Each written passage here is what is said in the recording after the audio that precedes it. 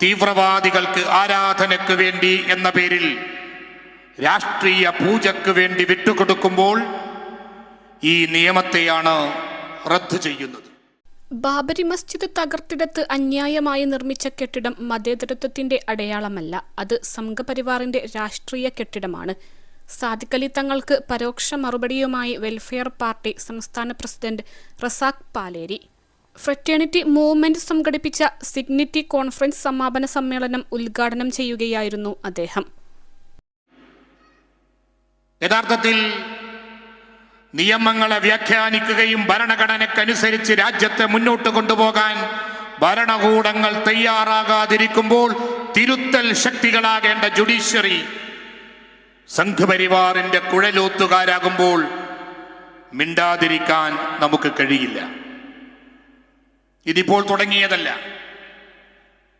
ബാബരി മസ്ജിദുമായി ബന്ധപ്പെട്ട് വീണ്ടും നമ്മൾ അതിശക്തമായ മുദ്രാവാക്യം മുഴക്കിയ ശേഷമാണ് ഈ സമ്മേളന നഗരിയിൽ ഒത്തുകൂടുന്നത്. നമ്മൾ പറയുന്നത് ബാബരിയാണ് നീതി.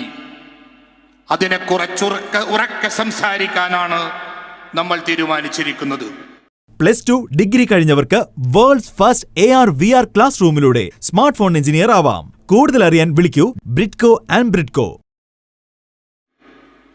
ഇന്ത്യയുടെ മതേതരത്വത്തിന്റെ, ഇന്ത്യയുടെ ജനാധിപത്യത്തിന്റെ, ഇന്ത്യയുടെ മതസ്വാതന്ത്ര്യത്തിന്റെ അടയാളത്തിനാണ് ബാബരി മസ്ജിദിന്റെ തകർച്ചയോടുകൂടെ, അതിനെ തല്ലിത്തകർത്തതിനോടുകൂടെ ഇന്ത്യയിലെ സംഘപരിവാർ തല്ലിത്തകർത്തിരിക്കുന്നത് എന്നാണ് നമ്മൾ ഉറക്കെ പറയാൻ ആഗ്രഹിക്കുന്നത്. ആ സ്ഥാനത്ത് കെട്ടിപ്പൊക്കിയ കെട്ടിടം ആരു തന്നെ അംഗീകരിച്ചാലും അതിനെ അംഗീകരിക്കാൻ നമ്മൾ തയ്യാറല്ല എന്നാണ് ഉറക്കെ പറയാൻ ആഗ്രഹിക്കുന്നത്. അത് മതേതരത്വത്തിന്റെ, മതസഹിഷ്ണുതയുടെ അടയാളമോ കെട്ടിടമോ അല്ല. അത് ഇന്ത്യയുടെ മതേതരത്വത്തിന്റെ മകുടങ്ങളായ ബാബരി മസ്ജിദിന്റെ താഴികക്കുടങ്ങൾ തല്ലിത്തകർത്തെടുത്ത് അന്യായമായി നിർമ്മിച്ച കെട്ടിടമാണ്. സംഘപരിവാറിന്റെ രാഷ്ട്രീയ കെട്ടിടമാണ് എന്നു തന്നെയാണ് നമ്മൾ അതിനെക്കുറിച്ച് പറയുന്നത്.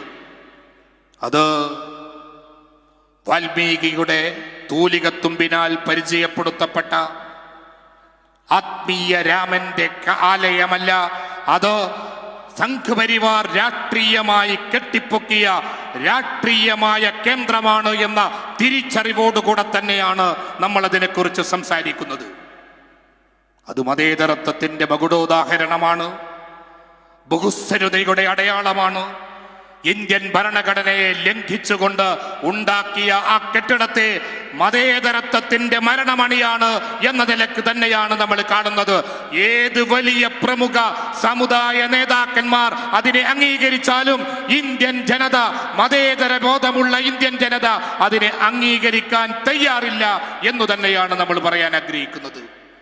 കാരണം 21 ലക്ഷത്തോളം സന്തുഷ്ടരായ ഉപഭോക്താക്കളും 2 ലക്ഷത്തോളം തിമിര ശസ്ത്രക്രിയകളും പൂർത്തിയാക്കിയ മലബാറിലെ ഏക കണ്ണാശുപത്രി Al Salama high hospital, hospital road, Perinthalmanna.